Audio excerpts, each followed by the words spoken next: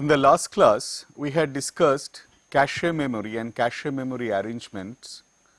Today, we shall look at virtual memory and how we can use virtual memory in an embedded system. The basic motivation for having virtual memory to use physical DRAM like a cache for the secondary storage. The secondary storage in case of embedded system can be a disk or maybe even flash memory being used as a disk.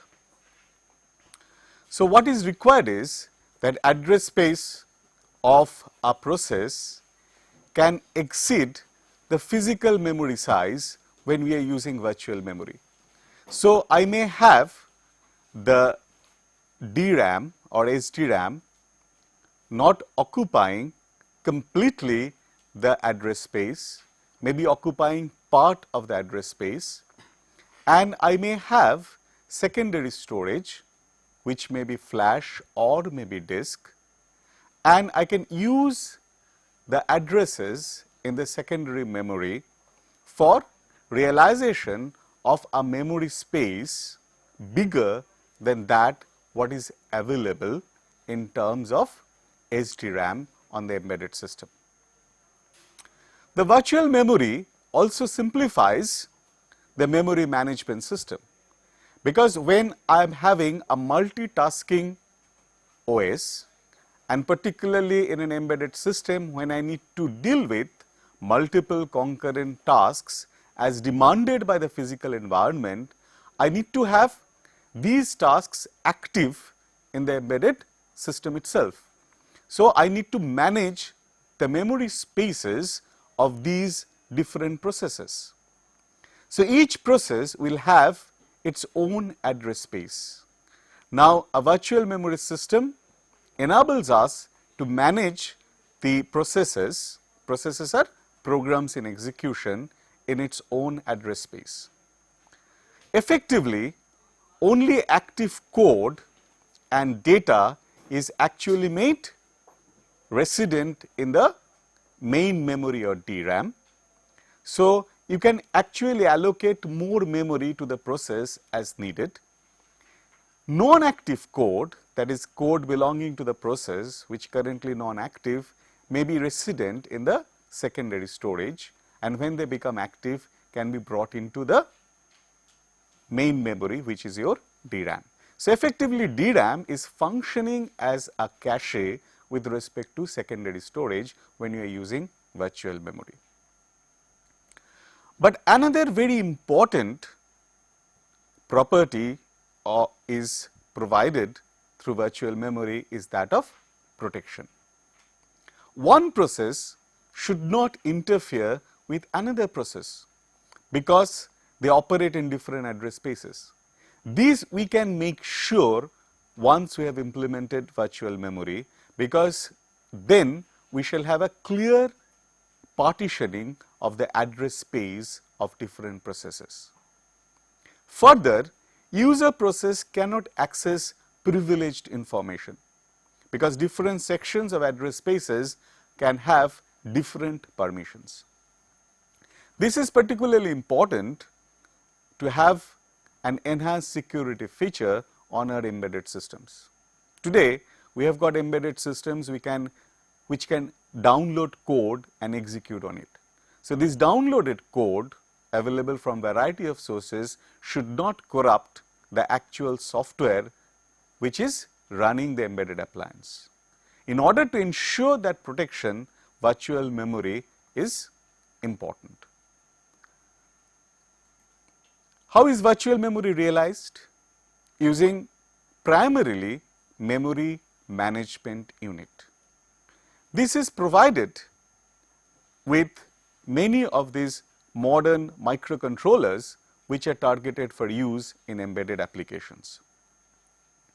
So, memory management unit provides the key service of managing tasks as independent programs are running in their own private space. MMU simplifies programming of application tasks by providing resources for managing virtual memory. MMU translates the addresses, the logical addresses the programs generate, to physical addresses to map them onto the actual DRAM. It also enables the relocation of programs with virtual address to any part of my primary memory, the DRAM memory, without actually or physically moving around the code. So, conceptually, memory management unit lies between the CPU and main memory. When an instruction is executed, the addresses that CPU generates for accessing instructions or data are logical addresses. These logical addresses are received by the memory management unit, and this memory management unit translates this logical address to physical address, and these physical addresses are addresses of the main memory locations, from where the instructions or data are actually fetched. Now, how is this virtual memory realized? The simplest form is that of a segmentation based memory organization. Whether we are having really the mapping from secondary storage to the primary storage or not, independent of that fact, I can have my primary memory organized in terms of segments. This segmentation is primarily provided by the simple MMU. In fact, you are familiar with 8086. 8086 makes use of, in its program, a program running on 8086 can make use of 4 logical segments: data segment, code segment, extra segment, stack segment. The segmentation based memory organization that we are discussing now is a simple extension of that basic concept. So, program views its memory as set of segments: code segment, data segment, stack segment. Each program has its own set of private segments. So, this clearly defines different addressing space for different processes. Each access to memory is via what we call a segment selector and an offset within the segment. Now, all these things permits a program to have what we are already telling, to have its own private view of memory and to exist transparently with other programs in the same memory space. Obviously, what is implied by this statement that a program which is in execution will not access a data segment which belongs to some other process or program in execution. Now, the whole infrastructure which is provided by the MMU will ensure that such accesses are really denied, and if any such access attempt is made, an error is flagged. So, the address generation is through this process. So, in fact, the address actually can be divided into 2 parts. The address which the CPU generates can be logically looked at consisting of 2 parts. The first part is segment selector, which actually indicates the segment. The other part is a logical address, which is really an offset in the segment. Now, this segment selected is used to access the base address of the segment in what we call segment descriptor table. So, this gives me the starting point of the segment. So, using the segment selector, the starting point is obtained from this table. That starting point is added with the offset to get the physical address. This is the address using which a location is accessed in the primary memory like DRAM or SDRAM. So, base is the base address of the segment, the logical address is offset within the segment, and the next thing which is to be noted is a bound, because each segment can be associated with a fixed size. So, this bound information can also be kept in the segment descriptor table. So, what is checked is that once we do this sum, that is offset with the base, that should not exceed the bound of the segment. If it exceeds the bound of the segment, then there will be an access fault. So, this is an exception. We had earlier discussed interrupts and exception. This is a internally generated exception which is to be handled by the operating system. So, this mechanism ensures that each segment is clearly separated out and you cannot access beyond the segment boundary. The next form or the next way to implement virtual memory is by use of what is called paging. Now, the core concept is logical memory area can be bigger than the physical memory. In fact, this is one of the motivations with which we started on the concept of virtual memory. Logical memory can be accommodated in the secondary storage, and what can be done is divide physical memory into equal sized chunks, and these chunks are really pages. Any chunk of virtual memory is assigned to any chunk of physical memory, and that is the basic principle of paging for implementation of virtual memory. So, what can be inferred from this?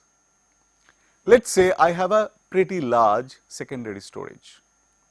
The secondary storage is also logically being divided in terms of chunks or pages, and I have space for few pages in the primary memory, and depending on which process is currently active, pages from secondary memory will be loaded into pages of the primary memory. In fact, conceptually this is very similar to that of cache blocks. You map memory locations to cache blocks. This is exactly what is happening, but here now we are talking about the secondary storage and SDRAM or DRAM interaction. The difference between segmentation and paging is what? Segmentation can be of arbitrary length. Here when we are talking about pages, we are talking about chunks of fixed length.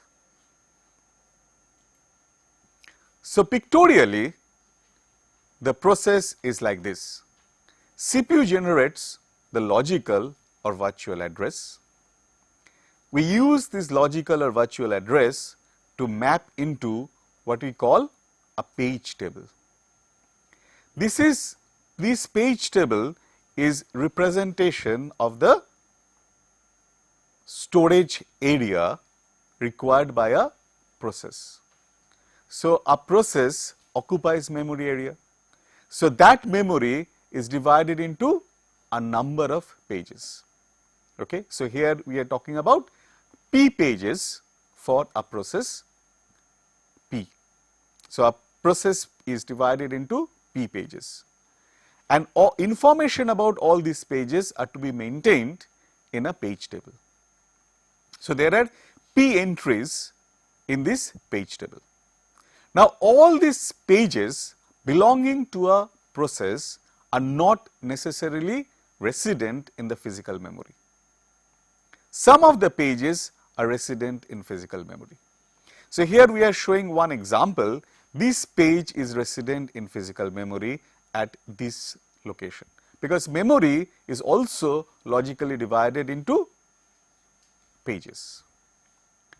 And Another important thing to be noted, these pages can be accommodated anywhere in the memory. So, therefore, pages need not be stored at contiguous locations in memory. Some of the pages which are not in the physical memory can be resident in the additional storage or the secondary memory. This additional storage can be disk. In fact, for a general purpose computer system, it is invariably a disk. For an embedded system, it can be a disk or it can be a flash memory area. In fact, the hardware which manages the page table converts these virtual addresses to physical addresses, and this page table, the software wise, this page table, what will be the mapping or the entries in the page table is managed by the operating system. So, operating system actually knows where the pages are getting mapped to physical memory, and accordingly it will load the addresses in this page table. So, what happens when CPU generates an address of a page which is not in page table? Then we have what we call page faults. So, page faults occur when CPU generates an address which is not in memory. So, page table entry indicates that virtual address is currently not in memory.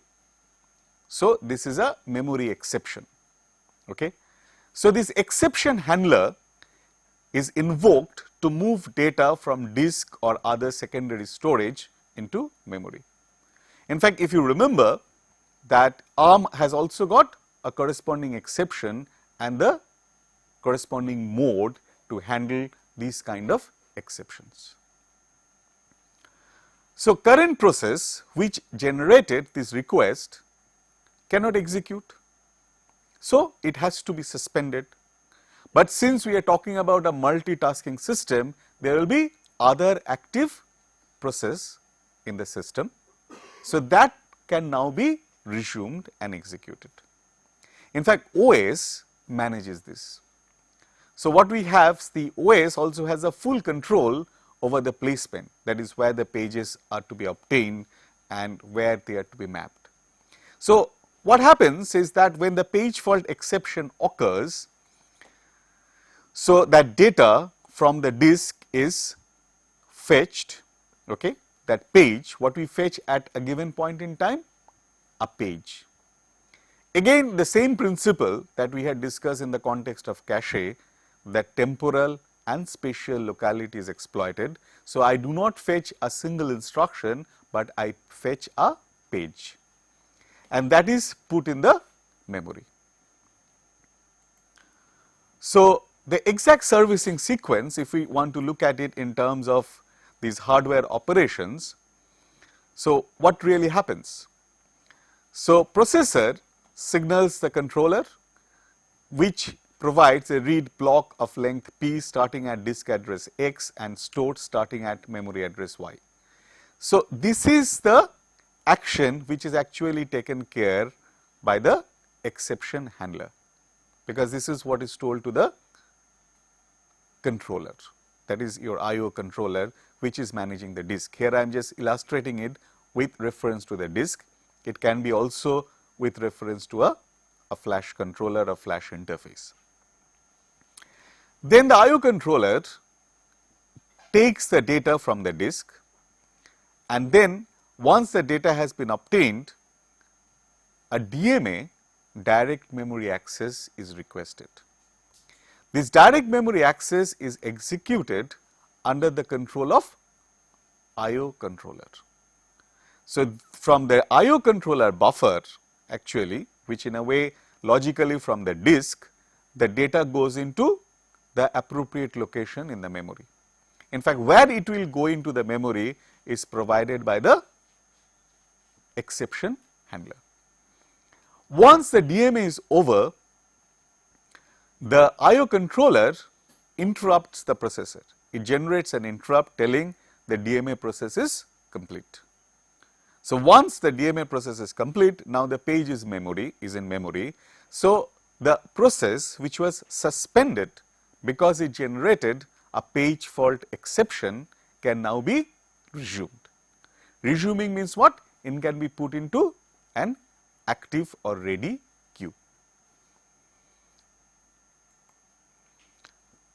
So, when there are multiple processes, what happens with this page table? I have already told you that each process has its own virtual address space. An operating system controls how virtual pages are assigned to physical memory. So, the simplest way to implement this is that each process will have its own page table.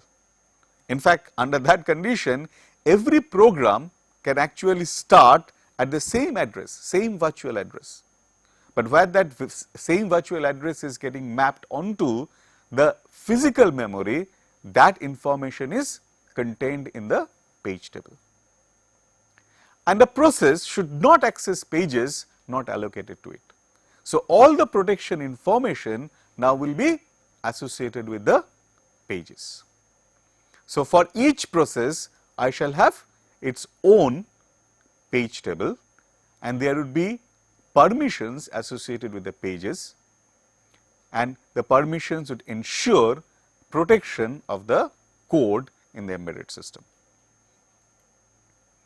So, the pictorially it looks like this, that process, this is process I and this is process J. So, each of these processes have their own virtual page tables. Okay.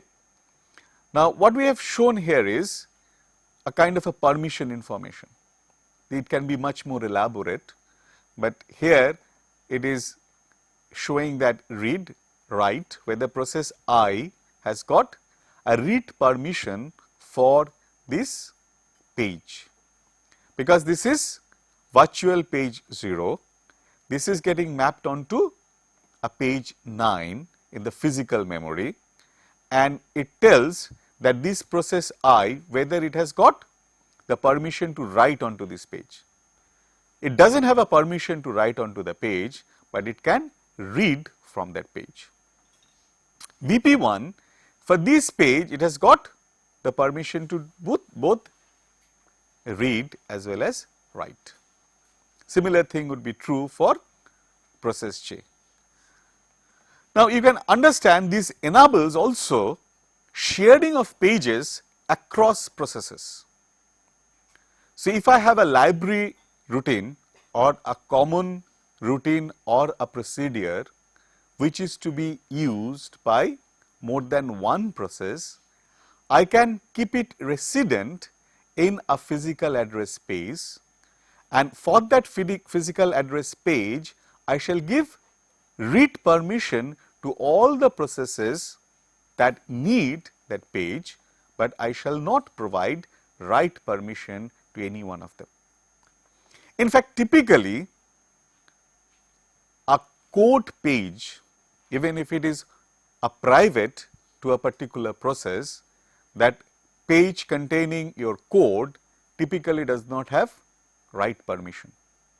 Only the data area, the pages corresponding to the data area do have write permissions. The other point you should keep in mind is that obviously when I am executing a process has got logically a code area, it will have an area for store the globals, it will have the stack to accommodate local variables as well as the return addresses for subroutine calls. It will also have heap to accommodate dynamically allocated storages, that is the storages that you allocate for implementation of linked list. Now, all these are different logical memory areas that are required by a process to execute, and all these memory areas are again divided into pages, the chunks. So, when we are looking at pages like segmentation system, we do not talk about logical code segment, data segment, etc. We talk about the pages which belong to a process. But these pages can have logical relevance in terms of, that is, they can have code, they can have data, that is, they can actually implement the stack, they are part of the stack of the process, they can be part of the heap for the process. Now, how is the page address really translated? The basic principle is same as that of the segmentation. So, you have a page. So, now we look at the address which is being generated, the logical address which is being generated by the CPU as combination of page and offset. So, this page number is mapped onto a page table that provides the base of the ith page. If I have this I as a page index, it would provide the base of the ith page, and that base is concatenated with the offset to access the exact location in the page. So, I can have a logical address and the corresponding page can be located anywhere in the memory. What I need to have actually the page table appropriately updated. So, in more detailed form, we have this kind of a structure. So, this is my address, the virtual address or the logical address. I have a virtual page number. Okay. This is part of the logical address, this is the page offset. I use this virtual page number to access a location in a page table. Now, there is a page table base register.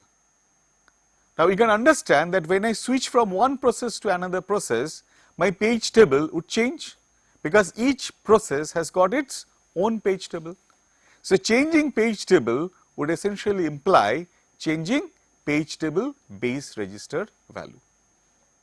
So, the virtual page number is like an offset added to the content of page table base register to access the location in the page table which has got the physical page number. But in the corresponding entry in the page table, please note that along with physical page number, we have other informations as well. We have a flag called valid flag, which says that if valid is 0, then page is not in memory. Therefore, conceptually this is same as that of your valid bit in your cache. Then there are few bits which are used for defining the access permissions. In fact, what we have not also shown is the dirty bit, because if I have write permission for that page, then the process can actually update content of that page in the memory. So, when it has to be stored back to the secondary storage, if that page is evicted from the memory, I need to write it back. So, I need to know whether content of that page has been modified or not. So, dirty bit would flag that condition. So, here you have the physical page number and the page offset added to it will give you the actual location in the page corresponding to a logical or virtual address generated by a CPU. In majority of the modern microcontrollers which are used, the MMUs support paged memory and page table associated with individual processes. So, what are the therefore operations of page table? The basic operation of the page table is translation, because you have separate set of page tables per process, okay? And we have already seen that virtual page number forms index into page table. That means it points to a particular page table entry. And then you compute the physical address. So, page table entry provides the following information. If valid bit 1, the page is in memory. So, use physical page number to construct address. If valid bit is 0, then the page is on disk. Hence, you raise an exception, and in response to the exception, the page would be loaded, and how the page is loaded, how this exception is serviced, we have already discussed. The other important aspect of page table operation is that of checking protections. The access rights field indicate allowable access, read only, read write, execute only. So, I can have pages marked no read, no write, but execute. So, I can simply execute the content of the page, but I cannot read value from that page into a register or some other memory location.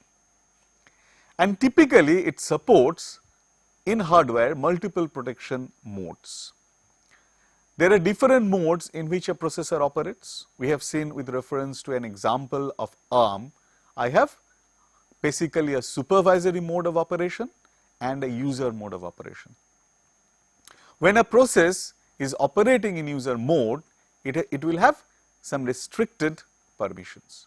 It cannot execute instructions located in a page which is protected via supervisory or the kernel domain. So, this separation is done again to ensure protection of the code.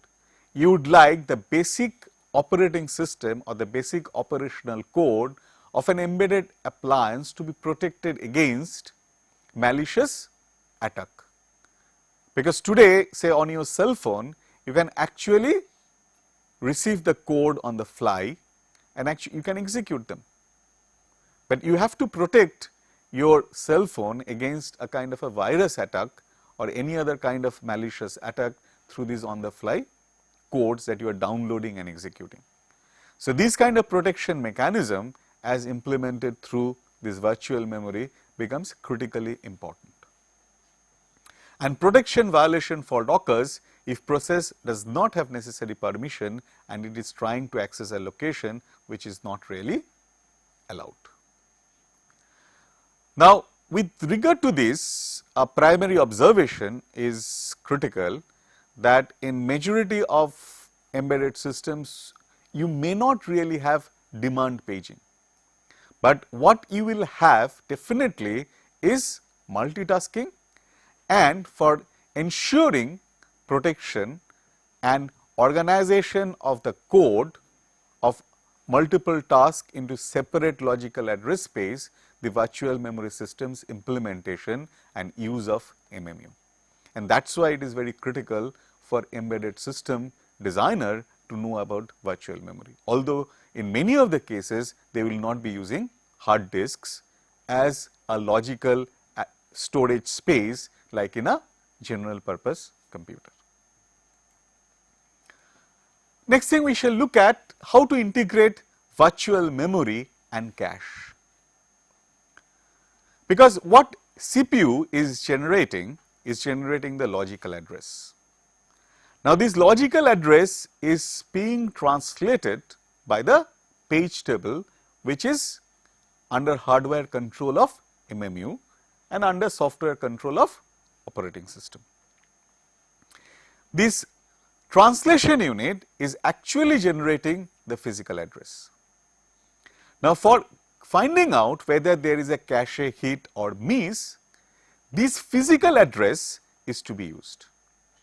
And this physical address is what is being generated by the translation unit is the input to the cache controller. Here we have not shown the cache controller, we have just shown the cache. Now, if there is a miss, then there is a load from the main memory to the cache. Okay. Otherwise, you have a hit and you get the data from the cache. Now, this translation process itself, you can understand pretty well, a page which is not in main memory cannot be in cache. So, whenever there is a fault, page fault, so page fault has to be serviced, and then only when the process gets resumed, it may access a location. So, what will happen in that case? There will be a case of a cold miss for the cache. Okay, so that data will not be in cache, so that has to be loaded from main memory into the cache, and you may have the data streaming, that data flowing into the CPU. I am referring to data, but it will be true as well for the instructions. So, what we say is that caches are physically addressed. Majority of the caches are really physically addressed. So, you access by physical addresses. It allows multiple processes to have blocks in cache at the same time. It also allows multiple processes to share pages. And cache does not need to be concerned with protection issues, because these protection issues are taken care of at the level of translation process itself. So, here the organization is when you are using the physical addresses and physical addresses for accessing the cache. But what you can realize is that where will be the page tables really stored? Because when you are using the translation, you have to access the page tables. Otherwise, you cannot do the translation from logical address to the physical address. Typically, page table would be somewhere in the main memory. MMU cannot really store the page table. So, an access to each location therefore implies what? Access to main memory. Then you are actually defeating in that case the basic purpose of using cache. So, there has to be some architectural innovation to overcome this problem. So, how is this problem overcome? So, you perform address translation before cache lookup. So, what you need to do therefore, make the page table entries cached. Okay? So, what we are telling that since this lookup involved memory access, so it is no longer efficient. So, make page table entries cached. So, you have the concept of what is called translation look aside buffer or TLB. So, TLB is typically a small hardware cache in MMU. TLB can also be in L1 cache as well, but in many cases it is a hardware cache within MMU, that is your memory management unit. So, which maps virtual page numbers to physical page numbers and contains complete page table entries for small number of pages. So, there has to be a caching policy for these pages as well. So, now what we have got? CPU generates the virtual address. So, you have got a TLB, translation look aside buffer. Now, if there is a miss for this, there can be miss because I may not have the complete page table loaded. So, if there is a miss, then I have to get that data either through from the cache, okay, or I have to get that information from the main memory. So, I may have part of the page table stored in the cache and remaining part may be stored in this TLB, and then I do the translation. So, once I look at the TLB, okay, I know the information. So, TLB is what? TLB is nothing but a page table entry put into cache. So, using that information, you have to go through the process of physical address generation, cache access, heat and so on and so forth. Now, this miss you should understand has got two kind of significance. One is a page table content itself can be missing from the cache, else it can be actually entry in the page table missing because that block has not been loaded as of yet. Okay. So, why these two kinds of miss may come in, we shall understand gradually. First, let us look at the basic translation process. So, now your virtual page number is referred to TLB. So, TLB is like a cache. So, it will use the tag, okay, in fact tag part from the virtual page number to check whether the tag matches or not. Okay, if the tag matches, then there is a TLB hit and you get the physical page number. Okay. So, now I may not have all these pages, information about all virtual pages stored in the TLB. So, there will be a miss. Okay. And even if I stored them, you can understand the other logical situation is what? The physical page may not be allocated. Okay. So, that is also that's case of a page fault. Now, the system can follow a policy that it stored only in the TLB information about those pages which are currently memory resident. Okay. So, if I am accessing a page which is not in the memory resident, there will be a TLB miss, then I shall go back to the physical memory to get the remaining part of the page table to find out whether the page is really memory resident or not and generate a page fault. So, this is the two aspects that we are referring to, that in this case I have got a TLB hit. If it is a TLB hit, I get the physical page number, I get the physical address, use that physical address to check whether that location is in the cache. So, if it is a cache hit, then you execute, otherwise you have to load the data onto the cache and then only you can execute. In fact, when my memory addressing capability increases, you can realize that my page table itself can become pretty large. Okay. So, if I have given, let us look at this example, 4 KB page size, okay, 32-bit address space, and you have got 4 byte entry, page table entry, 4 bytes length. So, you need a 4 MB page table, which is difficult to manage, and I cannot definitely have maybe a 4 MB page table in translation look-aside buffer. So, what do? You have multi-level page tables. Okay.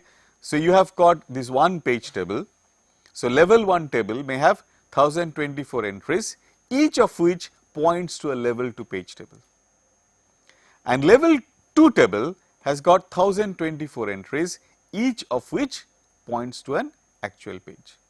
So, in the TLB, you actually put in level 1 table, and maybe if you can accommodate one of these level 2 tables, okay, when it is really a case of multi-level page tables. In fact, majority of the systems, if they are really implementing virtual memory, they would need to implement multi-level page tables.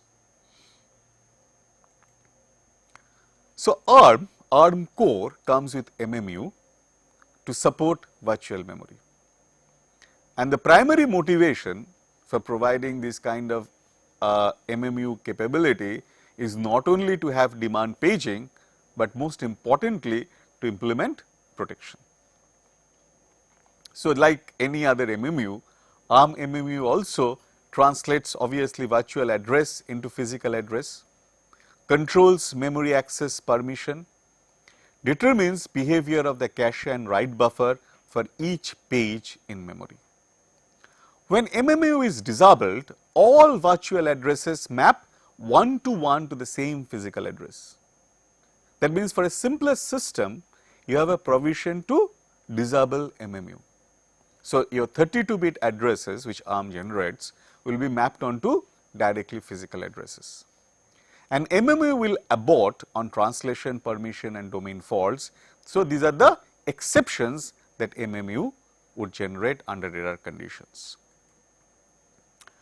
So, configuration and control components in the MMU are obviously the page tables, the TLB, domains and access permissions. So, here you have got a concept of domains which used in ARM to define the permissions, caches and write buffers, how they are to be configured. Then CP15, this is, I told you, that system control coprocessor that manages again the MMU, it provides a management interface to the MMU. And there is also additional hardware or extensions of this architecture which provides for first context switch. What is context switch? When I switch from one process to another process, obviously you can understand there are a lot of things have to be saved and lot of things are needed to be loaded onto the registers. The simplest thing is that page table definitions have to be loaded. So, that introduces an overhead. Because of these, we may need to have a hardware support, particularly when we are talking about embedded applications. Why? Because any interrupt actually would cause context switch. So, if I do not have a support for context switch, then interrupt latency would be more. So, there are hardware supports in some of the architectures which enables fast context switch. That is, when your virtual memory is implemented with MMU, you require fast context switch provisions, so that the overhead of loading the page tables, ensuring consistency of the cache is taken care of. In fact, ARM MMU supports multi-level page table, because you can realize that it has got 2 to the power 32 addressable locations. It has got 2 levels, we call them L1, level 1 and L2. The master L1 page table divides the 4 GB space into 1 MB sections, and L2 page table can support 1 KB, 4 KB or 64 KB pages. So, different processes can use actually different size pages depending on the way L2 page table is configured. CP15 C2 register holds a translation table base address, an address pointing to the location of master L1 table in virtual memory. Okay, so, this is the starting point, fine. So, for doing any kind of translation, this base address is absolutely important. So, this base address, I hope you remember I have talked about the starting address of the page table. So, this address is critically important for doing any kind of translation tasks, and this is stored in the register of your coprocessor 15. Translation look aside buffer is the provision for that is in ARM MMU, and like any expected operation, it maps a virtual page to an active page and stores controlled data about restricting access to the page. There is no difference in the functionality other than this part. Some of these ARM architectures, it supports locking translations in the TLB. You remember in the last class, we had discussed the ability of the ARM to lock codes in the cache. The same thing is extended here for the TLB. So, TLB entries can be locked. So, pages or page tables which are very frequently accessed, for them the entries in the TLB would be locked. So, they will not be evicted soon. So, the basic operation is, this is your 32-bit address, this is a logical address, this part is used for defining the logical page number, okay, and then the table has got the physical page number. So, this physical page is added with this offset to get the physical address in an ARM system. So, this is how the complete operation takes place in an ARM TLB. Now, domains are used for defining the access permission. Domains control basic access to virtual memory by isolating one area of memory from another when they are sharing a common virtual map. Okay. In fact, there are 16 different domains that can be assigned to 1 MB sections of virtual memory. So, domains actually defines different kinds of access permissions. So, you can have a region, so that is what we call a 1 MB section, which is defined by the master page table. So, using these 1 MB sections, you can associate different kinds of access permissions, and based on these access permissions, the actual accesses will be permitted. So, in fact, here also you will find that ARM is providing 2 level of access permissions. In fact, at one level there is access permission associated with definition of the domain and getting domains associated with the sections, and there would be also access permissions associated with pages. Now, you have caches and write buffer.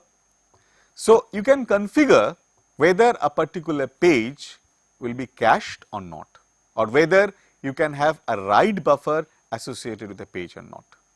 So, what we say that when we have a page, whether it will be cached or not, or whether write buffer for the page be enabled or not. Now, these can be done by setting appropriate control conditions in the MMU.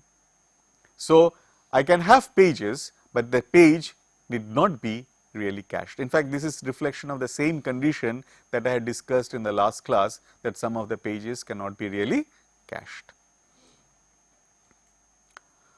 Now, let us see how you will be using a virtual system, typically in a kind of an embedded application, for implementation of a static multitasking system running concurrent tasks.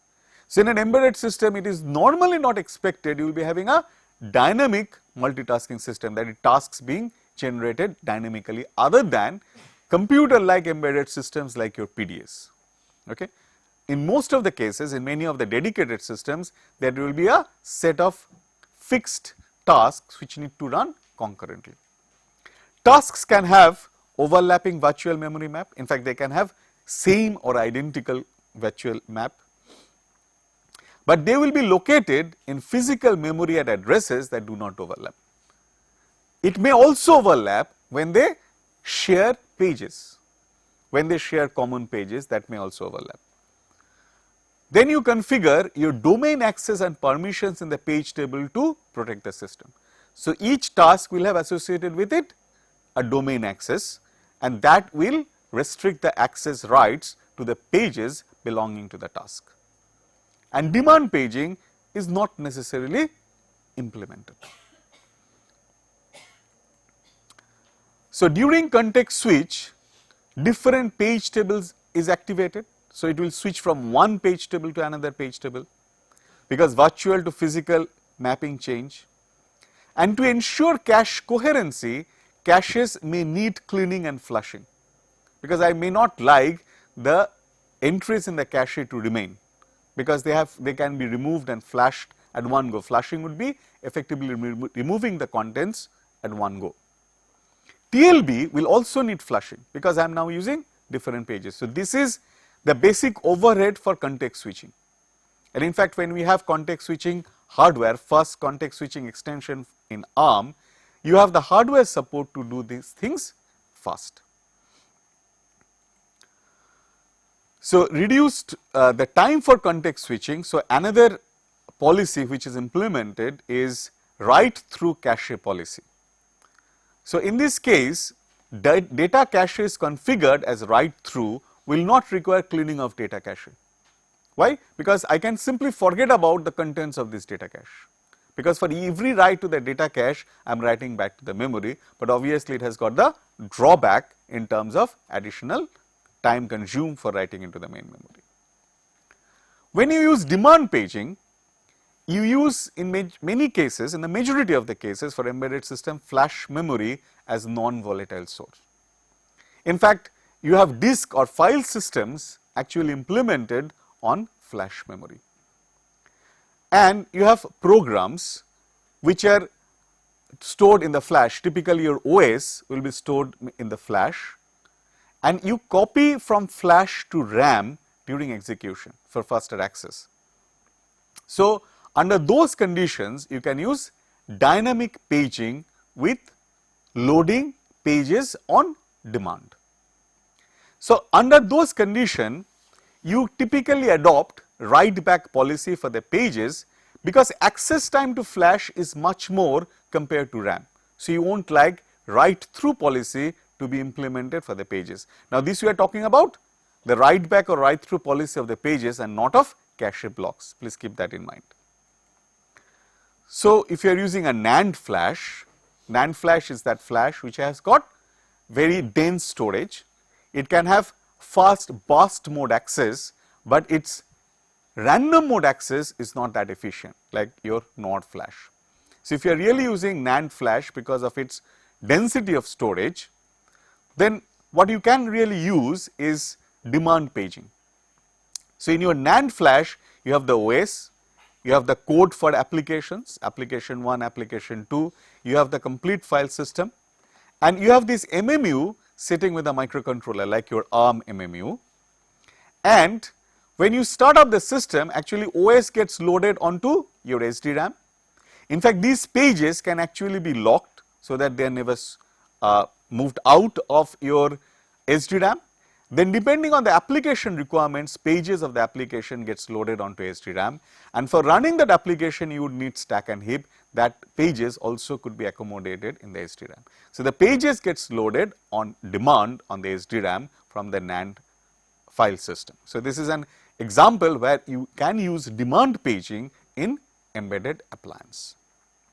But when you are using NAND flash, then your page replacement policy may need some modification, because we know that LRU is the most commonly used policy. What is that?